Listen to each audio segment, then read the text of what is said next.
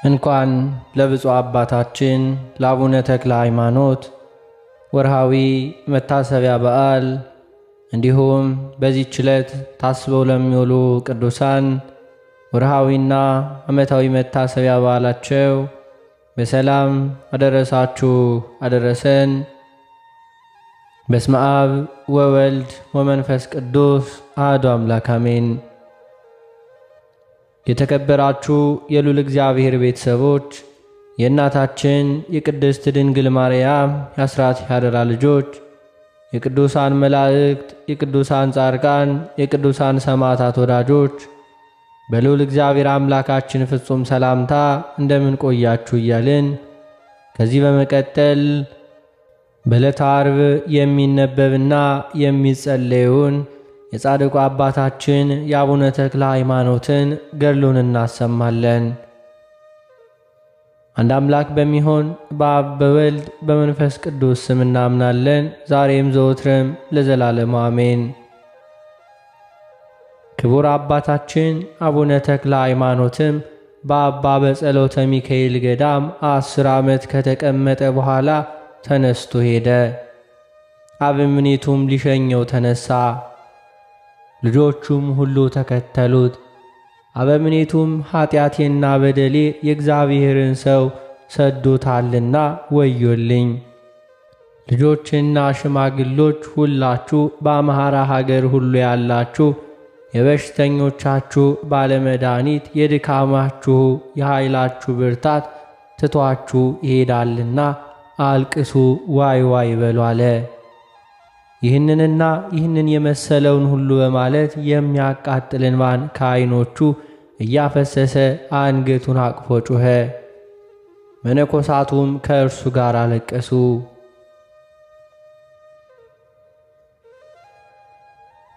ብፁዕ አባታችን አቡነ ተክለ ሃይማኖትም ትላንት የእግዚአብሔር አገልጋዮች ፈጣሪ ወደ ወደደው ሥራ ጠራኝ እንጂ እኔ በፈቃዴ የሚሄድ ይመስላችኋልን? እግዚአብሔር ከእናንተ ጋር ይሁን፣ እኔም ሁላችሁም እንዲሁ ባርኩኝ አላቸው። እግዚአብሔር በረከቱን ያሳድርብህ፣ ጎዳናህን ያቅናል። ብፁዕ አባታችን ሆይ ነገር ግን የምንድንበትን ነገር ምከረን አሉት። ለክቡር አባቶች የሚድኑበትን ነገር የምመክር ኃጢአተኛና ጎስቋላ እኔ ምንድነኝ አለ። ነገር ግን ትዕግስትን፣ ትሕትናን፣ እግዚአብሔርን መፍራትን ገንዘብ አድርጉ። እነዚህ 3ቱ ነገሮች ሰውን ወደ ዘላለም ሕይወት ያደርሱታልና።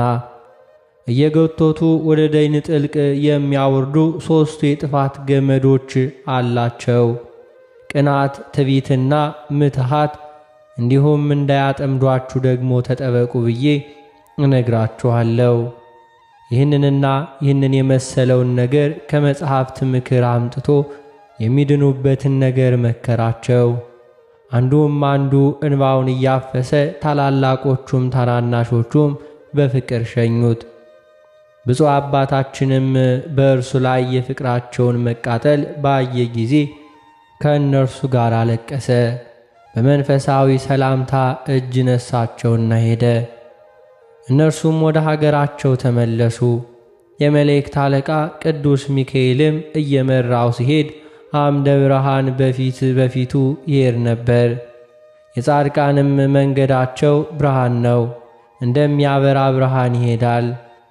ዕለቱ እስከሚቀናበት ድረስ ይበራል የሚል ተጽፏልና።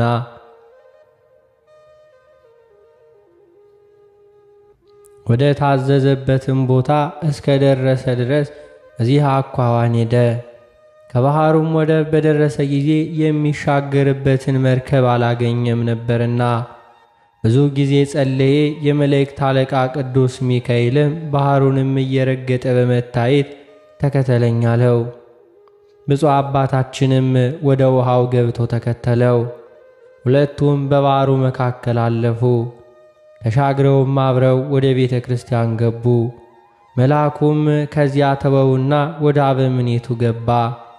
እርሱም ኢየሱስ ሞዐ ነበር። እነሆ የእግዚአብሔር ሰው በቤተ ክርስቲያኑ ደጅ ቆሟልና ወደ አንተ አስገባው አለው። ደግ ሰው ነውና አክብረው ተቀበለው፣ ልብሰ ምንኩስናውንም ሰጥተህ ከዚህ አኑረው አለው።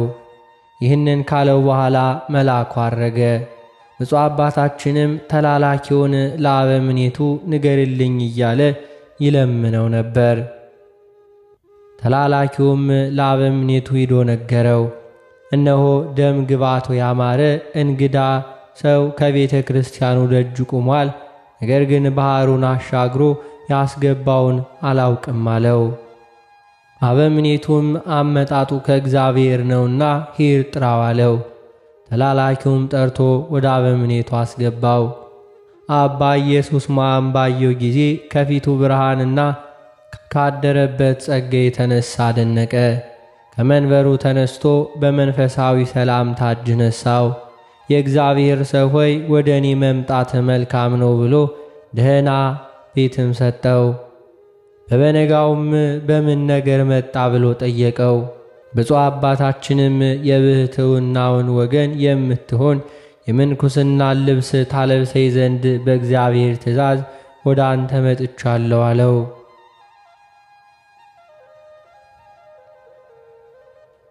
አባ ኢየሱስ ሞዐም ወደ እኔ መምጣት ከእግዚአብሔር ዘንድ እንደሆነ አውቃለሁ። የምንኩስናውንም ልብስ እንዳለብስ ከእግዚአብሔር መልአክ ዘንድ ታዝዣለሁ። ነገር ግን ጥቂት ቆይ አለው። እርሱ ጋር ጥቂት ቀን ቆየ። የመላእክት ምሳሌ የሚሆን የምንኩስናን ልብስ አለበሰው።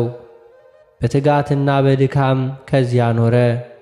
አክፍሎቱንም በየሳምንቱ ያክፍል ነበር። ከእሁድና ከቅዳሜ በቀር ምንም አይቀምስም። እሁድና ቅዳሜ ግን የአጃ ቂጣ ወይም የዱር ቅጠል ይመገብ ነበር። የዳዊትንም መዝሙር በሌሊትና በመዓልት ተግቶ እንዲሁ ይደግማል ይጸልይም ነበር። 31,050 ጊዜ ይሰግድ ነበር። ወዙ እንደ ውሃ ፈሶ የቆመበት ምድር እስኪያርሰው ድረስ እንደ ጉድጓድ እስኪያጎደጉድ ድረስ 77,000 የሚሰግድበት ጊዜ አለ። እንዲሁም ዕለት ዕለት ድካምና ትጋትን እየጨመረ ብዙ ዘመን ኖረ። ሊያገለግለኝ የሚወድ ሰውነቱን ይጥላ፣ ጨክኖም የሞትኩበትን መስቀል ተሸክሞ ይከተለኝ። ነፍሱንም ሊያድናት የሚወድ ይጣላት፣ የጣላትም ነፍሱን ስለ እኔ ያገኛታል።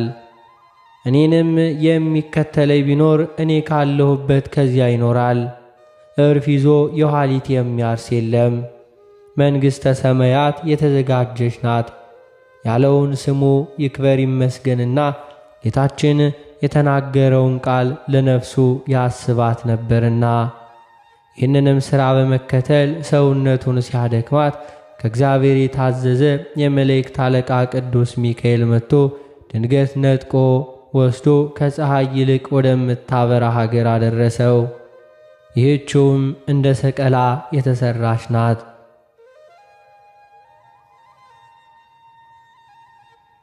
ቁመቷም ወርዷም እጅግ ሰፊ ነው። የሀገሩም ሰዎች ሁሉ በውስጧ ቢሰበሰቡ ውስጧን ሊሞሏት አይቻላቸውም። ብዙ ምሰሶዎች አሉባት። በመልክም እርስ በርሳቸው ይመሳሰላሉ። ዥንጉርጉር የሚመስሉ አሉ፣ ፍም የሚመስል አለ፣ እንደዚሁ በረድ የሚመስልም አለ፣ የፀሐይ ብርሃን የሚመስል አለ። የሁሉም ጸዳላቸው ለዓይን ይንቦገቦጋል፣ አይቶም ለመረዳት ያስቸግራል። በአንዱ ምሰሶ ፊት ለቆመው ሁለተኛው ምሰሶ በውስጡ ይታየዋል። የፊቱ ምሰሶ ውፍረት እንዲሁ አይሰወርም። የምድሩም መልክ እንደ ብርና እንደ ጠራ ዕንቁ፣ ልዝብነት እንደ ቅቤ ነው። ጠፈሩም እንደሚገለባበት የፀሐይ እግር ያንጸባርቃል። ብፁዕ አባታችንም እንዲህ አለ። ይህ ሰቀላ መጠኑ እንደ ሰፊ ሀገር ያለ ነው እንጂ እንደ ሰቀላ አይደለም። ሁለተኛም እንደ እሳት ይነዳል። እንደ እሳት ነው ብዬ ብናገር እርሱን ማየት በሰውነቴ የሚያለመልም የሚያድን ነው እንጂ የሚያቃጥል አይደለም። እያደነቁም በቤቱ መካከል ደረሱ። እንደዚሁ የተዘጋ ደጆችን እንዲሁም ዙፋኖችን አየው።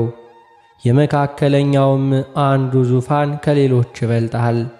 መልኩም እጅግ የተዋበ ነው። በግራና በቀኝ ያሉት ዙፋኖች ከእርሱ ጥቂት ቢያንሱ መልካቸው ግን የሁሉ የተዋበ ነው።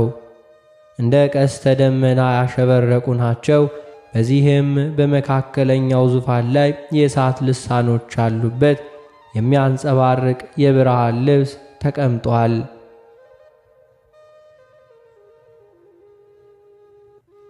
ቅድመ ዓለም የነበረ ዓለምን አሳልፎ የሚኖር አብን እናመስግነው።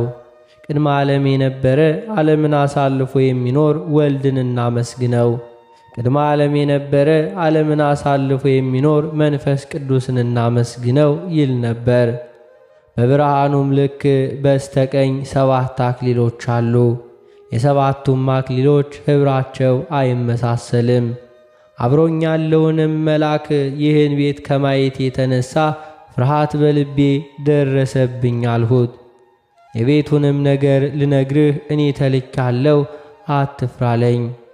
ይህንም ባለኝ ጊዜ ፍርሃት ከኔ ራቀ፣ በቃሉም አጸናኝ። ቀድሞ ያልሰማሁት የዚህ ቤት ትልቅነት ምን ያህል ነው? በውስጡ ያለው የተቀመጠውስ ማን ነው አልሁት።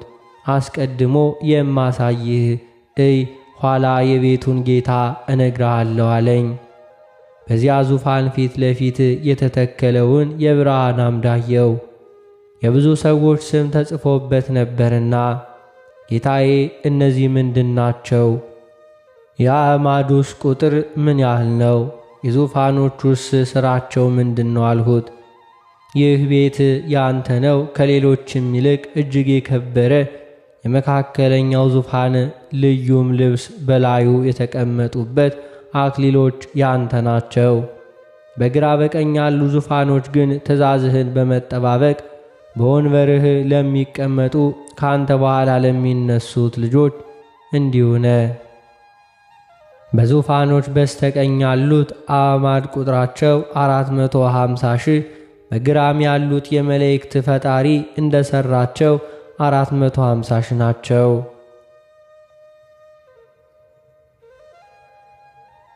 የብዙ ሰዎች ስም በአምዱ ተቀርጾ የሚታየው ይህ ዓለም እስኪያልፍ ድረስ ከመንፈስ ቅዱስ ለእናንተ የሚወለዱ ልጆች ናቸው።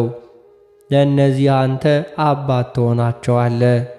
ይህች ታላቅ ጸጋ ክብርን ትሰጠኝ ዘንድ እኔ ምንድነኝ አልሁት። እግዚአብሔር የወደደው ባለሟልነትና ክብርን ይሰጣልና ነው አለኝ። ከዚህ በኋላ ወደ ሰማይ አውጥቶ ከመጋረጃው ውስጥ አስገብቶ ከቅድስት ሥላሴ ዙፋን ፊት ለፊት አቆመኝና ሰገርሁለት።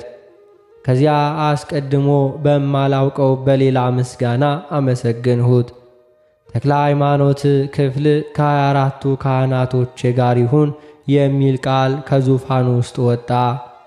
የወርቅ ጽና አምጥተው ሰጡኝና ከእነርሱ ጋር አንድነት አጠንሁ።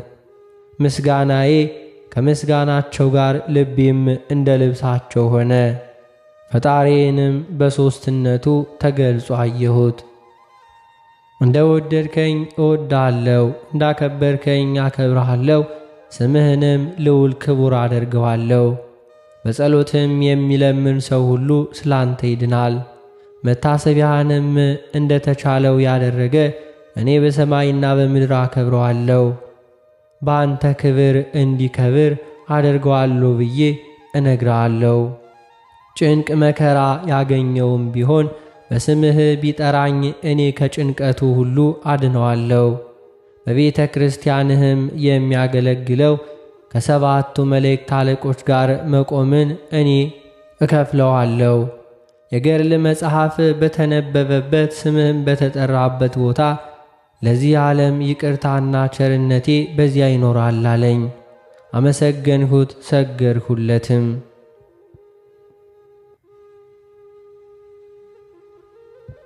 በሥራዬ ሳይሆን በፈቃድ ይህንን ሁሉ የሰጠኸኝ አቤቱ ላንተ ምስጋና ይገባል አልሁት። ከዚህ በኋላም መልአኩ ወደ ቀደመ መኖሪያ መለሰኝ። ብፁዕ አባታችን ይህንን አይቶ በሰማይ በሚኖር በፈጣሪው ፍቅር ልቡ እንደ እሳት ነደደ። ዘወትር የዳዊትን መዝሙር ሌሎችንም የነቢያትና የሐዋርያት መጻሕፍትን ያነብ ነበር። ሌሊትና ቀንም አይተኛም ነበር።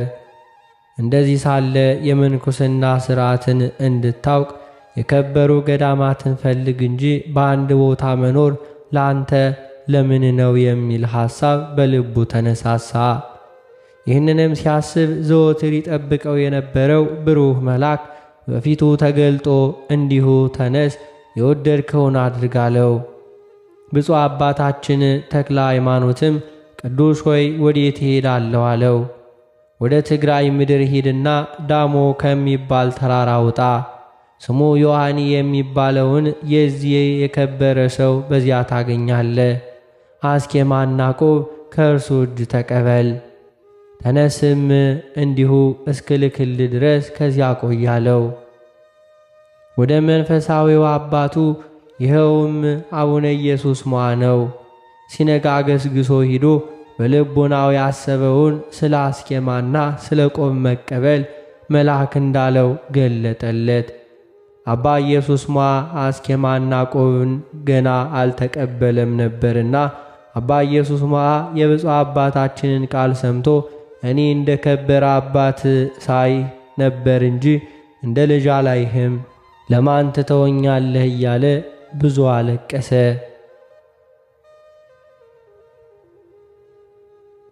ወደ ገዳሚ ስለ መሄድ ግን ነገርህ ደስ አሰኘኝ።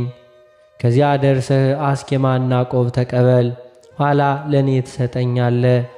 ልጅም ስትሆን አባት ትሆነኛለህ። ነገር ግን ባህሩን የሚያሻግርህ የለምና የዛሬን ታገስ አለው።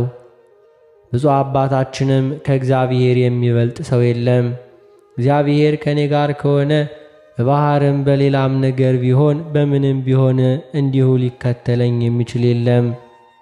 ይህንንም ተናግሮ አይሆንም ብሎ ሄደ። አበምኔቱም ሊሸኘው ተነሳና እስከ ባህሩ ወደብ ድረስ አደረሰው። እነሆ የመላእክት አለቃ ቅዱስ ሚካኤልም በብፁዕ አባታችን ፊት ቆመና ተከተለኝ አለው። ወደ ባህሩም ገብቶ ባህሩን እንደ ደረቅ መሬት እየረገጠ ሲሄድ ብፁዕ አባታችንም ተከተለውና ባህሩን አብረው ተሻገሩ። አባ ኢየሱስ ሞዐም አይቶ አቤቱ በቅዱሳኖች ላይ ሥራህ ድንቅ ነው አለ። እግዚአብሔርንም እያመሰገነ ወደ ቤቱ ተመለሰ። አባታችን ግን በሐይቅ 10 ዓመት ያህል ኑሮ በእግዚአብሔር ትእዛዝ እየተመራ ሄዶ ቅድመ ዓለም የነበረ ዓለምን አሳልፎ የሚኖር እግዚአብሔር ከቅደሳት ገዳም ትግራይ ደረሰ። ይህችውም ዘሚካኤል የተባለው የአባ አረጋዊ ገዳም የምትሆን ደብረ ዳሞ ናት። ይኸውም የሰልአዳባ ልጅ አላሜዳ ከታዜን አስቀድሞ በነገሰበት ወራት ከግብፅና ከሮም ከመጡ ከጽሙና ከሚኖሩት ከ9 ቅዱሳኖች አንዱ ነው።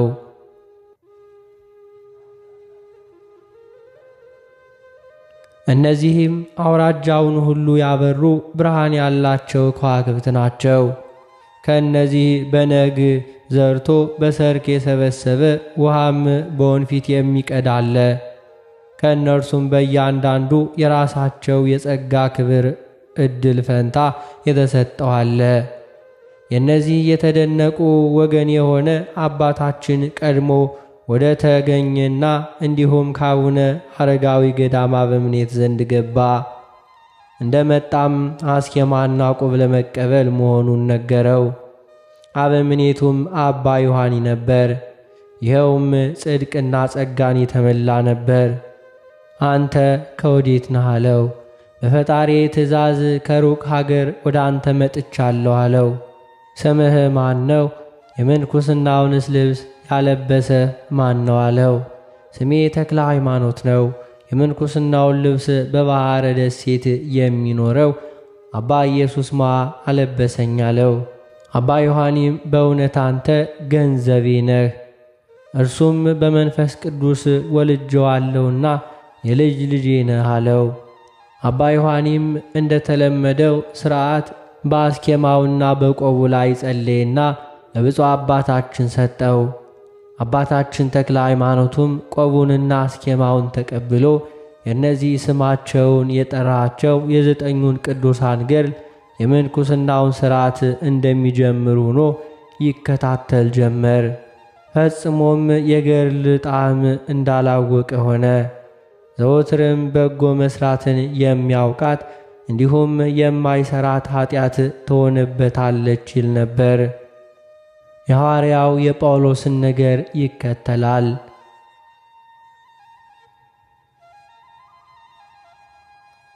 መንፈሳዊ ፍቅርን ወድጃለሁና ለእኔ ይረባኝ የነበረውን ስለ ክርስቶስ እንደ ጎስቋላ ቆጠርሁት።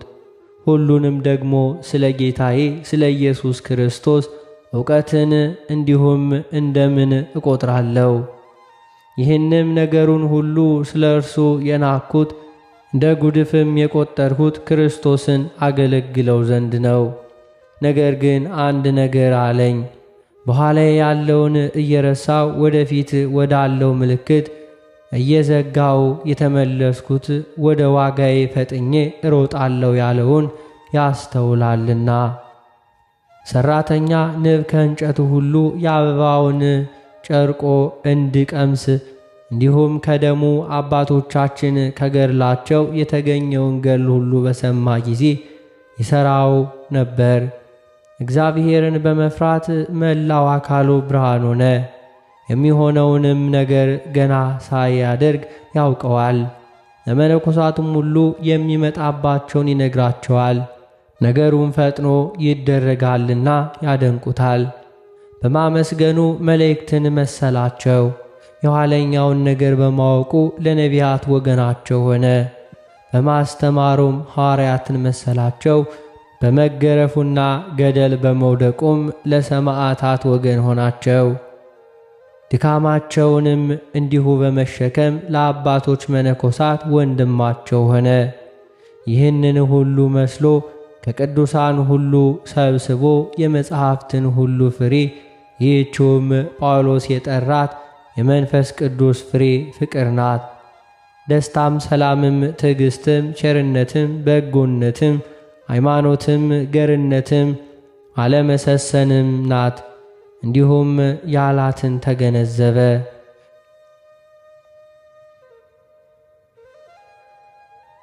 ከሁሉ ይልቅ ፍቅር ይበልጣል። ፍቅር ግን ፍጹም ሕግ ነው። ተራራ እስካፈልስ ድረስ ሃይማኖት ቢኖረኝ ፍቅር ግን ከሌለኝ አንዳች አይደለሁም።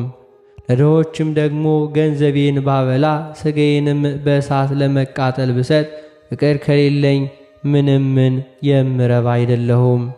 የተደነቁ ወገን የሚሆን አባታችን ግን ይህንን ፍቅር ለመፈጸም በእግዚአብሔር ዘንድ ኃጢአተኛ ሳይሆን ለኃጢአተኞች እንደ ኃጢአተኛ ሆንላቸው። ለእያንዳንዳቸውም ሰውነቴን ስለ አንተ አሳልፋለሁ እንዲሁም ይለዋል። በምክሩም ከክፉ መንገዳቸው የቅዱሳንን ድካም ወደ መሸከም ይመልሳቸዋል። ለሰነፎች እንደ ሰነፍ ሆነላቸው፣ ኋላ ግን ዕውቀት ሆኖላቸዋልና። እንደዚሁ እያደረገ በደብረ ዳሞ 12 ዓመት ተቀምጦ ሳለ የእግዚአብሔር መልአክ ተነጋገረው። ከዚህ ገዳም ውጣና የትግራይን አውራጃ ዙር፣ ከእነርሱም ዘንድ ጥቅም ታገኛለህና የቅዱሳንን ገዳማት እንዲሁም የመነኮሳትን ቦታ ሁሉ ጎብኛለው። ወደ አባ ዮሐኒም ሄዶ ልቦናው የወደደውን ነገረው። ሁሉም መልአኩም እንዳለው ነገረው። አባ ዮሐኒም ቀድሞ ከእግዚአብሔር ታዘ ወደ እኔ መጣ።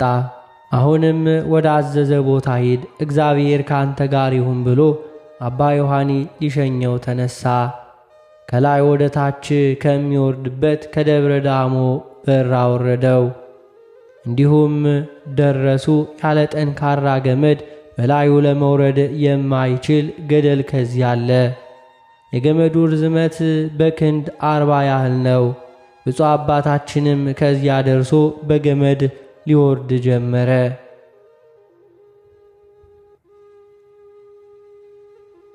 አባ ዮሐኒና ልጆቹም አወራረዱን ሲያዩ ከገደሉ አፋፍ ቆሞ ያየው ጊዜ ገመዱ እንዲሁ ካሰረው ስር ተቆረጠና ብፁዕ አባታችንን ተከተለው።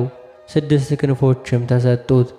ክንፎቹንም እያማታ በረረ።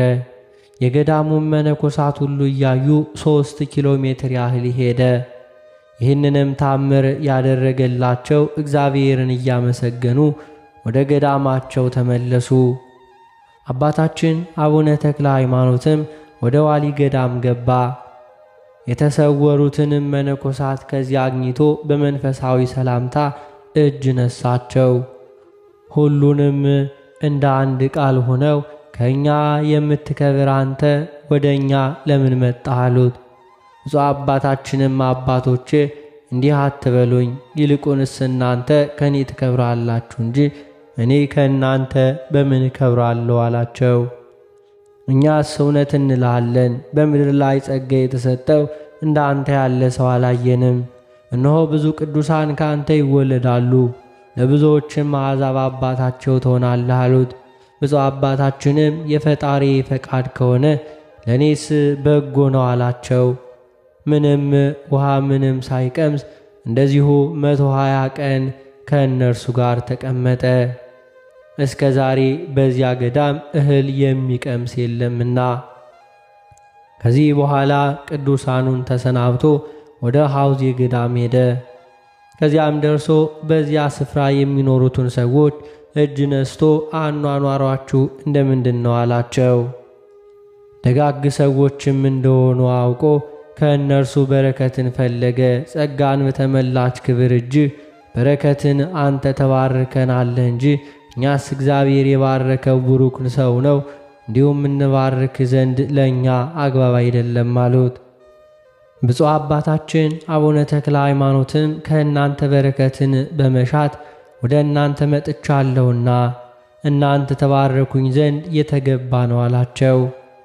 በእግርህ እርምጃ በዓታችንን ተባረክ ዘንድ ወደ እኛ እግዚአብሔር ላከህ እንጂ አንተ በፈቃድ የመጣህ አይደለም።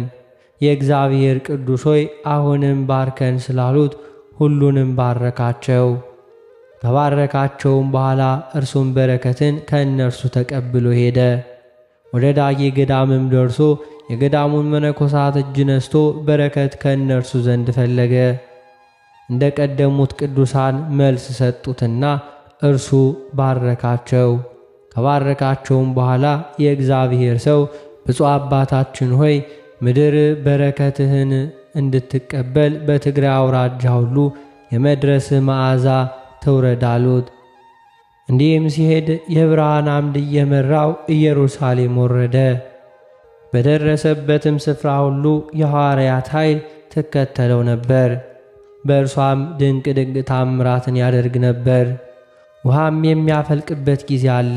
ድውያንንም የሚፈውስበት ሙታንንም የሚያስነሳበት ጊዜ አለ። ወደ ኤርትራ ባህር ደረሰ። የሚሻገርበትንም መርከብ አላገኘም። የወንጌልንም ጸሎት ጸለየ። ጸሎቱንም ከጨረሰ በኋላ የእግዚአብሔር መልአክ ቅዱስ ሚካኤል እንደ ልማዱ በባህሩ ላይ ሲሄድ ታየው። ብፁዕ አባታችንም በኋላው ተከተለው። ሁለቱም አብረው በአንድነት አንዲት ሰዓት ተሻገሩ። ባህሩንም ተሻግረው ብፁዕ አባታችን የሞተ ሰው አገኘ።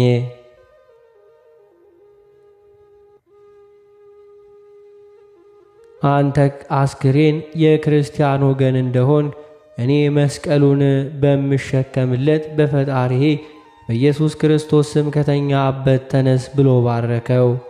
አስክሬኑም ያን ጊዜ እንዲሁም ከእንቅልፉ እንደሚነቃ ተነሳ። አሰምቶም በመጮ ከጽዮን ወገን የምሆን እግዚአብሔርን የማመልክ ክርስቲያን ነኝ አለ።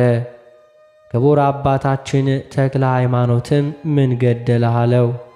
ኢየሩሳሌም ሲሄድ በውሃ ጥም ሞቱ አለው። ብፁዕ አባታችንም ኢየሩሳሌምስ የምትሄድ ከሆነ ና ተከተለኝ አለውና ተከተለው። አባ ሚካኤልም እንዲሁም የእስክንድርያው ሊቀ ጳጳስ ሆኖ ሳለ ከጌታችን መቃብር ደረሱ። ወደ እርሱም ገብቶ እጅ ነሳው። ሊቀ ጳጳሳቱም ከወንበሩ ተነስቶ ተቀበለው። የእግዚአብሔር ሰው ተክለ ሃይማኖት ሆይ ወደ እኔ መምጣት መልካም ነው አለው። ብፁዕ አባታችንም በረከትን እንድቀበል ባርከኝ አለው። ዳግመኛም አባቴ ሆይ ስሜን ማን ነገረህ አለው። ስለ አንተ በዚህች ቀን የእግዚአብሔር መልአክ ነገረኝ፣ እውነት እልሃለሁ አለው። የአባቶቼ የሐዋርያት በማርቆስ መንበር የተቀመጡ የአባቶቼ ሊቃነ ጳጳሳት በረከታቸው ይድረስህ ብሎ ብዙውን ባረከው። ብፁዕ አባታችንም እጆቹንና እግሮቹን ሳመው። እርሱም ራሱንና አፉን ሳመው። እንግዲህ ወዲህ አንተ ለብዙዎች መነኮሳት አባት ትሆናለህና አመንኩስ። በስምህም ብዙዎች አብያተ ክርስቲያናት ይታነጻሉ። ወደ ሀገር ተመለስ፣ ከእግዚአብሔር ዘንድ ክፍልህ እርሷ ናትና አለው።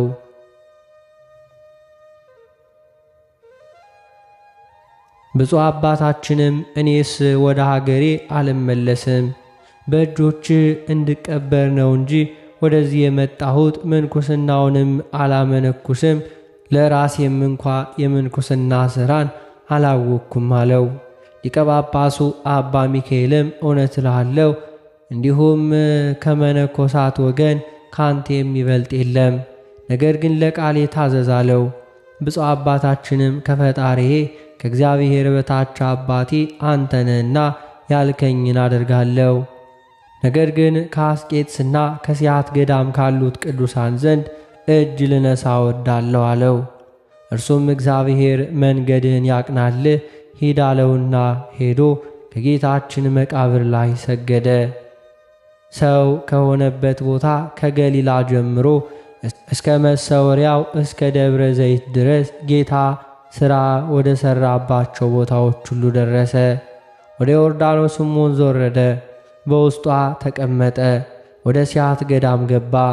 በውስጧም ከሚኖሩ ቅዱሳን ተባረከና የልብ መመዘኛ የምትሆን ወደ አስቄጥስ ገዳም አለፈና በዚያ ካሉት ቅዱሳን ተባረከ። ያን ጊዜም የመላእክት አለቃ ቅዱስ ሚካኤል ተገልጦ ተክለ ሃይማኖት ሆይ ምን ትላለህ አለው። ብፁዕ አባታችንም ከዚያ መኖርን እፈቅዳለሁ አለው። መልአኩም ለአንተስ ይህች ገዳም ክፍልህ አይደለችም፣ ነገር ግን ልጆችህ በኋላው ዘመን ተሰብስበው መጥተው በውስጣቸው ይበዛሉ፣ አንተ ግን ወደ ኢትዮጵያ ሂድ አለው። በትሩፋት ሥራ ከመረመርከው በኋላ ወደ አንተ የመጣውን አመንኩስ፣ ለመንግሥተ ሰማያት የማይበቃ ወደ አንተ የሚመጣ የለም አለውና ብፁዕ አባታችንም ጌታዬ ይህንን በምን ወራት እሠራለሁ ይለው በዚህ ወራት ነው አለው።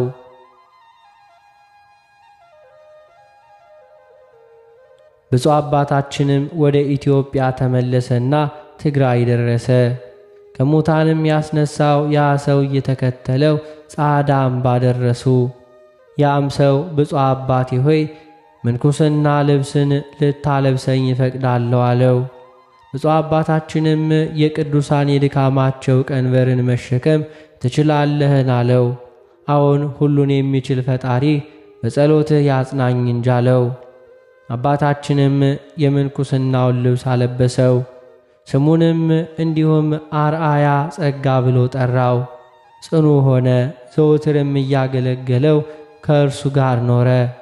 አባታችንም ተክለ ሃይማኖትም በማስተማርና ምንኩስናን በትግራይ ክፍለ ሀገር ሁሉ ብዙ መነኮሳትን ሴቶችንና ወንዶችን አመነኮሰ። በብዙ ፍርኩታና ዋሻ ልጆቹን አሰባሰበ። እስካሁንም ድረስ በስሙ ይጠራሉ። ዳግመኛም ወደ ኢየሩሳሌም ወርዶ ቀድሞ በደረሰበት ሁሉ ደረሰና በደህና ተመለሰ።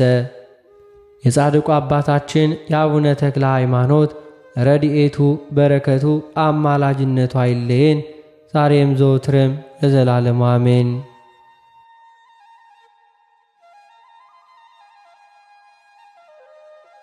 የተከበራችሁ የልዑል እግዚአብሔር ቤተሰቦች ከዚህ በመቀጠል በሐምሌ 24 ቀን የሚነበበውን ስንክሳር እናሰማለን። በስመ አብ ወወልድ ወመንፈስ ቅዱስ አሐዱ አምላክ አሜን። አንድ አምላክ በሆነ በአብ በወልድ በመንፈስ ቅዱስ ስም ሐምሌ 24 በዚች ቀን በደቡባዊ ግብፅ ከታችኛው ምድር አውራጃ ከኒሂሳ ከተማ ቅዱስ አባ ኖህ ሰማዕት ሆኖ ሞተ። የዚህም ቅዱስ ወላጆቹ ቅዱሳን ንጹሐንና የሚራሩ ነበሩ። ይህንንም ቅዱስ ኖብን በወለዱት ጊዜ 12 ዓመት እስኪሆነው ፈሪሃ እግዚአብሔርን እያስተማሩ አሳደጉት። ቤተ ክርስቲያንን የመጻሕፍትን ቃል መስማትንና መማርን የሚወድ ሆነ። ክብር ይግባውና በጌታችን በኢየሱስ ክርስቶስ ስም የክርስቲያን ወገኖችን ዲዮቅልጥያኖስ ባሰቃያቸው ጊዜ ይህ ቅዱስ ደሙን ስለ ጌታችን ሊያፈስ አሰበ። ያን ጊዜም ወደ ቤተ ክርስቲያን ገባ። ቄሱንም ምእመናን እንዲህ አለው፣ ሊያስተምራቸውና ሊያበረታታቸው ጣዖታትን ከምታመልኩ ክብር ይግባውና ስለ ጌታችን መድኃኒታችን ስለ ኢየሱስ ክርስቶስ ነፍሳችሁን ለሞት አሳልፋችሁ ብትሰጡ ለእናንተ መልካም ነው ሲል ሰማው። ይህም ቅዱስ እያዘነና እየተከዘ ወደ ቤቱ ተመለሰ። አባቱም የተወለትን ወርቁንና ብሩን ልብሶቹን ሁሉ ተመልክቶ እንዲህ አለ፣ ሁሉ ነገር የዚህ ዓለም ፍላጎትም ሁሉ እንደሚያልፍ እነሆ ተጽፏል። ከዚህ በኋላ ገንዘቡንም ሁሉ ወስዶ ለድሆችና ለችግረኞች ሰጠ። ከዚህም በኋላ ወደ ሀገረ ገምኑድ ሄደ። በእግሩም ሲጓዝ በባህር ዳርቻ ሉሲዮስ የሚሉትን መኮንን አገኘው። በፊቱም ቆሞ ክብር ይግባውና በጌታችን ኢየሱስ ክርስቶስ ስም ታመነ። መኮንኑም ታላቅ ስቃይን አሰቃየው። ከዚህም በኋላ የእግዚአብሔር መልአክ ተገለጠለት። በእርሱ ላይም የሚደርሰውን ሁሉ ነግሮት አጽናናው። ከዚህ በኋላ መኮንኑን ወደ ሰሜን ሀገር ሲጓዝ የከበረ ኖብን ከእርሱ ጋር በመርከብ ወሰደው። በመርከቡም ምሰሶ ላይ ዘቅዝቆ ሰቀለው። መኮንኑም ሊበላና ሊጠጣ ተቀመጠ። በመኮንኑም እጅ የነበረው ጽዋ ወዲያውኑ እንደ ድንጋይ ሆነ። የወታደሮቹም ዓይኖቻቸው ታወሩ። የእግዚአብሔር መልአክም ከሰማይ ወርዶ አባ ኖብን ፈቶ ከተሰቀለበት አወረደው። በአፍንጫና በአፉ የወረደውንም ደም አሻሸለት።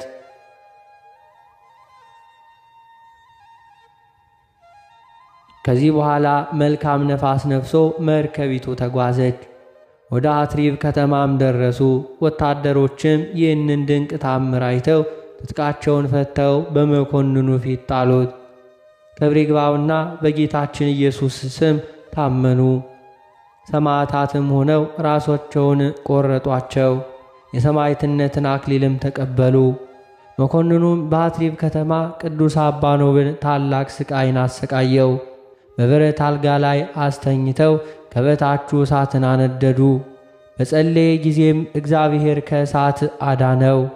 ከዚህም በኋላ በመጋዝ መገዙት፣ ሕዋሳቱንም ቆረጡት። የእግዚአብሔር መልአክም ወርዶ አዳነው፣ አለ ጉዳትም በጤና አስነሳው። ከዚህ በኋላ ወደ እስክንድሪያ ከተማ ወሰዱት። ከዚያም ብዙ አሰቃዩት። በላዩም እባቦችን ሰደዱ፣ ግን አልቀረቡትም። ከእባቦችም አንዱ ሄዶ በመኮንኑ አንገት ተጠመጠመ። ያስጥሉትም ዘንድ ሟርተኞችን አዘዛቸው፣ ግን አልተቻላቸውም። ከዚህም በኋላ ያድነው ዘንድ ቅዱስ አባ ኖብን ለመነው። ቅዱሱም ከይሲውን ትቶ ከአንገቱ እንዲወርድ አዘዘው። መኮንኑም ሁለተኛ በእሳት እንዲያቃጥሉት ሟርተኞቹንና ሥራየኞቹን አዘዛቸው። እሳቱም ምንም አልነካውም። አቅፋሃስ ከሚባል ሀገርም ዮልዮስ መጣ። ከእርሱም እንደ ተረዳ ገድሉን ጻፈ። መኮንኑም ማሰቃየቱን በሰለቸ ጊዜ አንገቱን በሰይፍ ይቆርጡ ዘንድ አዘዘ። ክብር ይግባውና ጌታችን ኢየሱስ ክርስቶስም ተገልጾለት አጽናናው። እንዲህም ብሎ ቃል ኪዳን ሰጠው።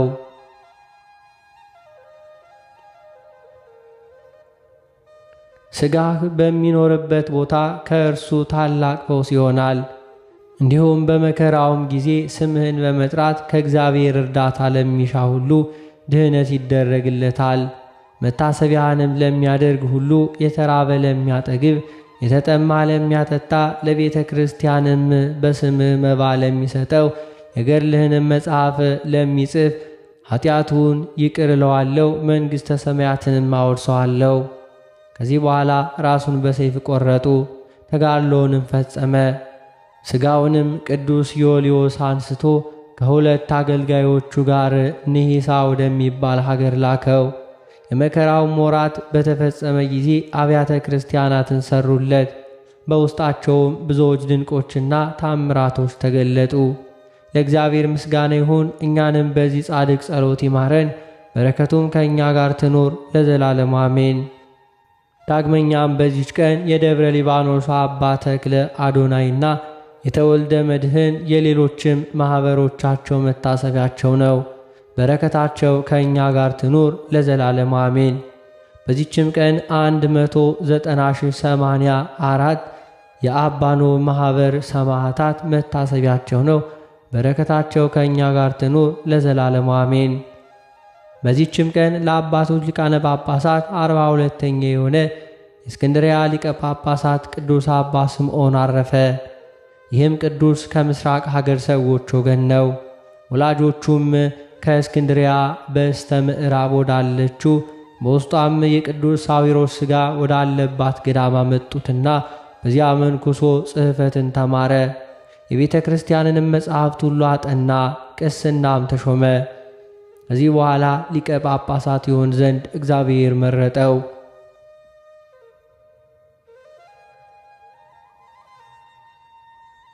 በተሾመ ጊዜም መንፈሳዊ መምህሩ የሊቀ ጵጵስናውን ሥራ አስተማረው። በጾምና በጸሎት እየተጋደለ ኖረ። እንጀራና ጨውም አይበላም ነበር። ነገር ግን በእሳት ያልበሰሉትን ጎመን ከተልባ ጋር ይበላ ነበር። እንዲህም አድርጎ ደማዊት ነፍሱን ለባቢት ነፍሱን አስገዛ።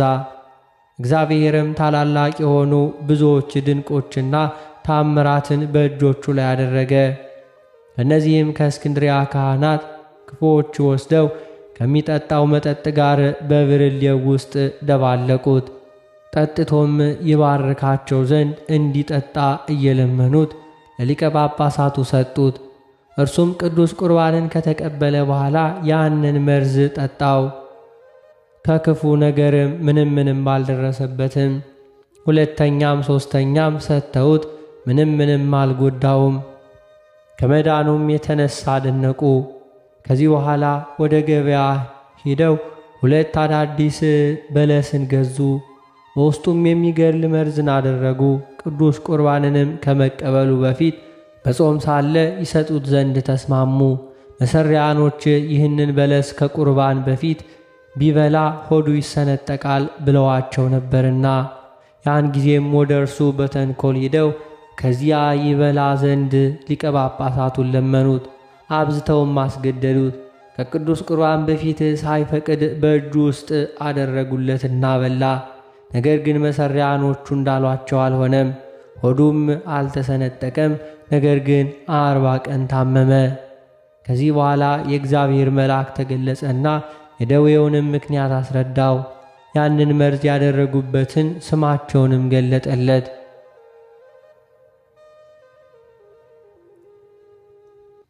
በዚያ ወራትም የግብፅ ንጉሥ አብዶ አልአዚዝ ወደ እስክንድርያ ከተማ መጣ። ይህ አባት ሊቀ ጳጳሳት ስምዖን ሊቀበለው ወጣ።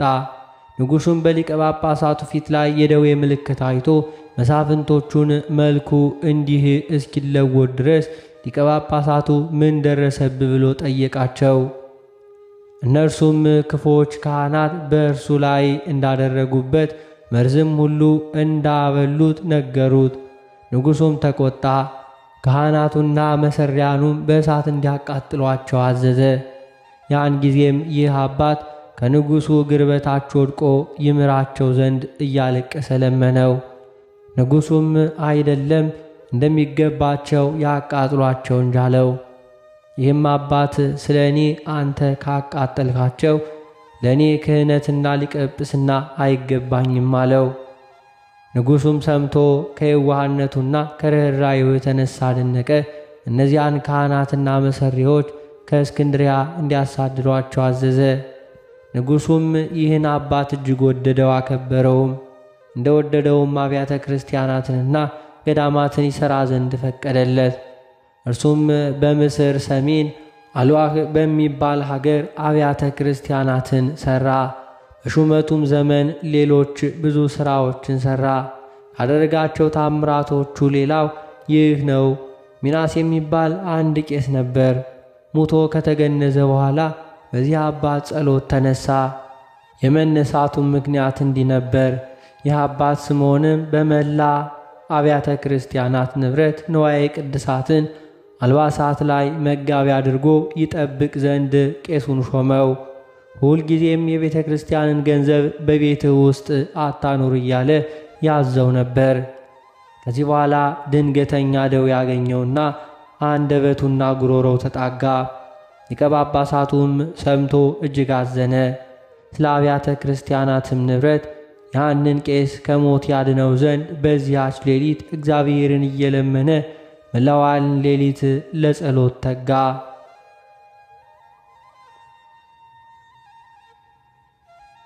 መንፈቀ ሌሊትም በሆነ ጊዜ ያ ቄስ ለሞት እንደተቃረበ ይህ አባት ስምዖን ሰማ።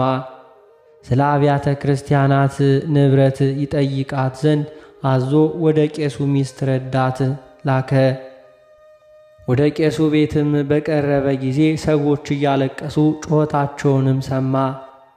በገባ ጊዜም ሙቶ ልብሰ ተክህኖ መጎናጸፊያ ሲያለብሱት በአልጋ ላይ ሲያስተኙት ብዙዎች በዙሪያው ሲያለቅሱ አገኛቸው። ያም ረዳቱ የቄሱን በርን ሊሳለም ዘንበል አለ። ያን ጊዜም ያ የሞተው ቄስ ተነስቶ አቀፈውና የክቡር አባ ስምዖን ፈጣሪ እግዚአብሔር ሕያው ነው አለው። ረዳቱም በረታ፣ አትፍራ አለው። ቄሱም በጌታው በአባ ስምዖን ጸሎት አዎ በእውነት ጸናው፣ እግዚአብሔር ሕይወትን ሰጥቶ ከሞት አስነስቶኛልና አለ። ያን ጊዜም ያ ረዳት ስለ መሞቱ ደንግጠው የነበሩትን ካህናት እነሆ ቄሱ ከሞት አስነስቶዋል ብሎ ጠራቸው። ካህናቱና ሕዝቡም ወደ እርሱ በቀረቡ ጊዜ ቄሱ እንዲህ አላቸው፣ እኔ ሙቼ እንደነበረ ወቁ። ክብር ይግባውና በክርስቶስ ዙፋን ፊት አቆሙኝ። ከአባት ሐዋርያ ማርቆስ እስከ አባ ይስሐቅ ያሉትን ሁሉ የጳጳሳት አለቆች ክብር ይግባውና በክርስቶስ ዙፋን ፊት ቆመው ያየኋቸው እኔንም ከወንድማችን ከሊቀ ጳጳሳት ስምዖን የአብያተ ክርስቲያናትን ንብረት ለምን ሸሸክ ብለው ገሰጹኝ። ያን ጊዜም ጌታ ክርስቶስ ይህችን ነፍስ በውጭ ወዳለ ጨለማ ወሰዷት ብሎ አዘዘ።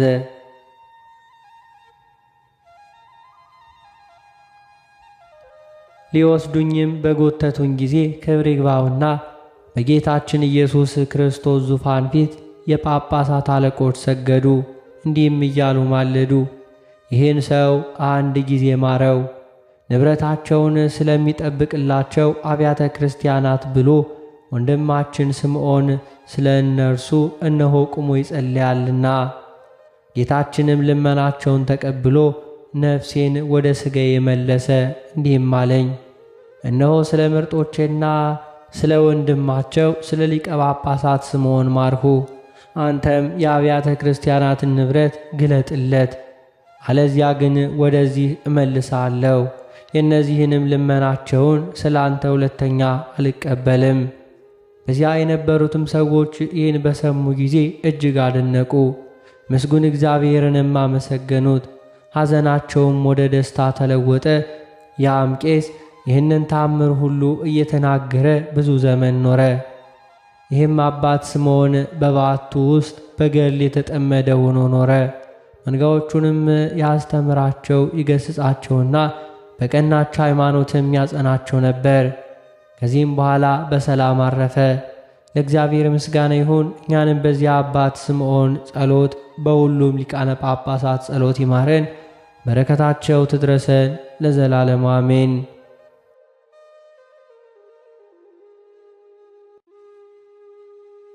የተከበራችሁ የልዑል እግዚአብሔር ቤተሰቦች ከዚህ በመቀጠል በጻድቁ አባታችን በአቡነ ተክለ ሃይማኖት በዓለ ዕለት የሐምሌ 24ን ቀን የቅዳሴውን ምስባክና በቅዳሴ ጊዜ የሚነበበውን ምንባብ እናሰማለን።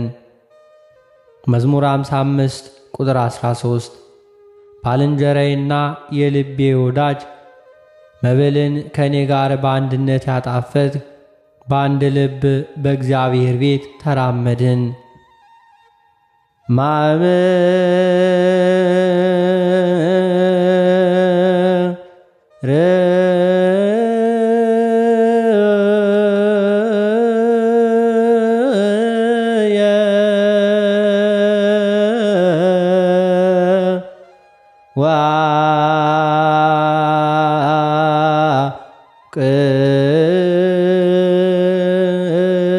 ወአቅየ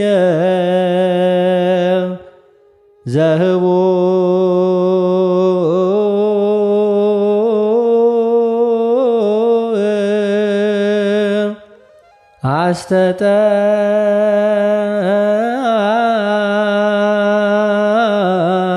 አስተጠምከ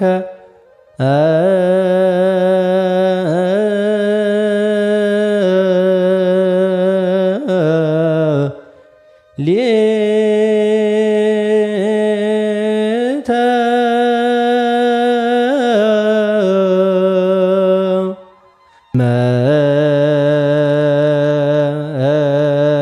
መባል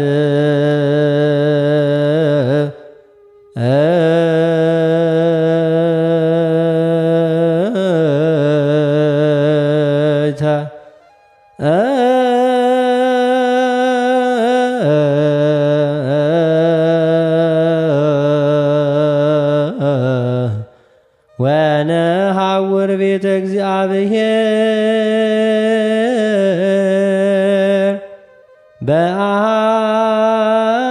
በአሐዱ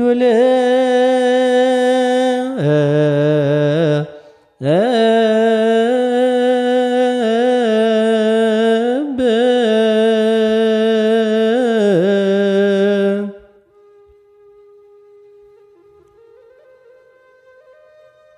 በጻድቁ አባታችን በአቡነ ተክለ ሃይማኖት በዓል ዕለት በሐምሌ 24 ቀን በቅዳሴ ጊዜ የሚነበብ የመጀመሪያው ምንባብ የሐዋርያው የቅዱስ ጳውሎስ መልእክት ወደ ቆሮንቶስ ሰዎች ሁለተኛ ቆሮንቶስ ምዕራፍ 7 ቁጥር 8 እስከ ቁጥር 11። ቃሉም እንዲህ ይላል። በመልእክቴ ያሳዘንኋችሁ በሆን እንኳ አልጸጸትም። የተጸጸትሁ በሆን እንኳ ያ መልእክት ጥቂት ጊዜ ብቻ እንዳሳዘናችሁ አያለሁና አሁንም ለንስሐ ስላዘናችሁ ደስ ብሎኛል እንጂ ስላዘናችሁ አይደለም። በምንም ከእኛ የተነሳ እንዳትጎዱ እንደ እግዚአብሔር ፈቃድ አዝናችኋልና። እንደ እግዚአብሔር ፈቃድ የሆነ ሐዘን ጸጸት የሌለበትን ወደ መዳንም የሚያደርሰውን ንስሐ ያደርጋልና። የዓለም ሐዘን ግን ሞትን ያመጣል።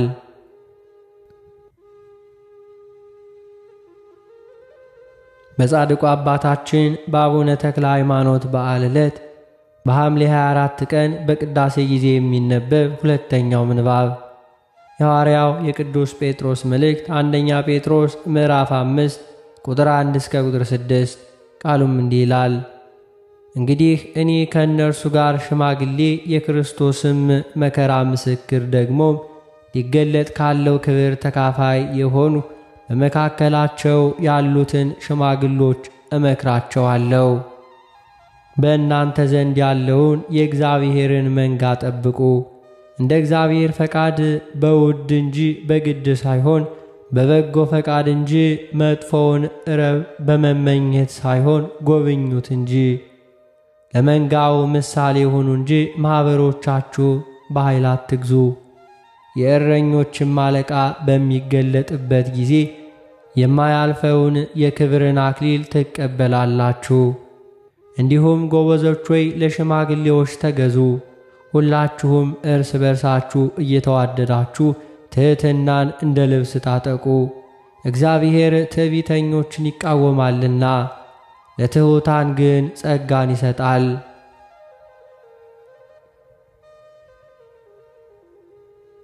በጻድቁ አባታችን በአቡነ ተክለ ሃይማኖት በዓል ዕለት በሐምሌ 24 ቀን በቅዳሴ ጊዜ የሚነበብ ሦስተኛው ምንባብ የሐዋርያት ሥራ ምዕራፍ 16 ቁጥር 35 እስከ ፍጻሜ። ቃሉም እንዲህ ይላል። በነጋም ጊዜ ገዢዎቹ እነዚያን ሰዎች ፍታቸው ብለው ሎሌዎቻቸውን ላኩ። የወህኒውም ጠባቂ ትፈቱ ዘንድ ገዢዎቹ ልከዋል። እንግዲህ አሁን ወጥታችሁ በሰላም ሂዱ ብሎ ይህንን ቃል ለጳውሎስ ነገረው። ጳውሎስ ግን እኛ የሮሜ ሰዎች ስንሆን ያለ ፍርድ በሕዝብ ፊት ደብድበው በወህኒ ጣሉን። አሁንም በስውር ይጥሉናልን? አይሆንም፣ ራሳቸው ግን መጥተው ያውጡና አላቸው። ሎሌዎቹም ይህን ነገር ለገዢዎች ነገሩ። የሮሜ ሰዎችም እንደሆኑ በሰሙ ጊዜ ፈሩ። መጥተውም አልዷቸው፣ አውጥተውም ከከተማ ይወጡ ዘንድ ለመኗቸው። ከወህኒውም ወጥተው ወደ ልድያ ቤት ገቡ። ወንድሞችንም ባዩ ጊዜ አጽናኗቸውና ሄዱ።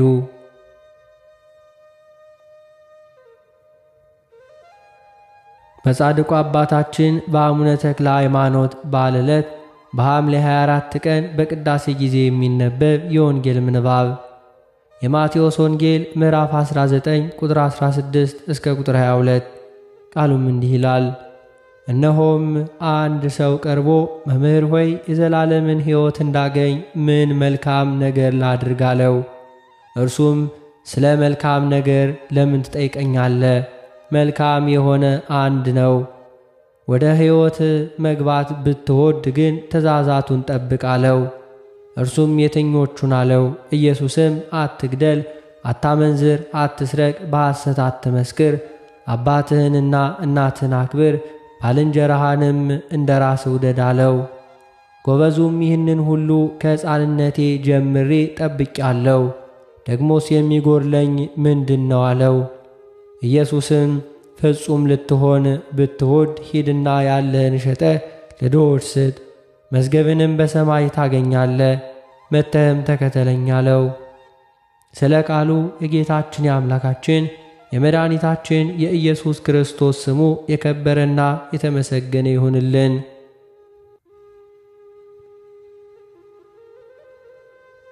አነሳስቶ ላስጀመረን አስጀምሮ ላስፈጸመን ለጌታችን ለአምላካችን ለመድኃኒታችን ለኢየሱስ ክርስቶስ ክብርና ምስጋና ይገባዋል፣ ዛሬም ዘወትርም ለዘላለም አሜን። አባታችን ሆይ በሰማያት የምትኖር፣ ስምህ ይቀደስ፣ መንግሥትህ ትምጣ፣ ፈቃድህ በሰማይ እንደሆነች እንዲሁም በምድር ትሁን። የዕለት እንጀራችንን ስጠን ዛሬ፣ በደላችንንም ይቅር በለን እኛም የበደሉንን ይቅር እንደምንል።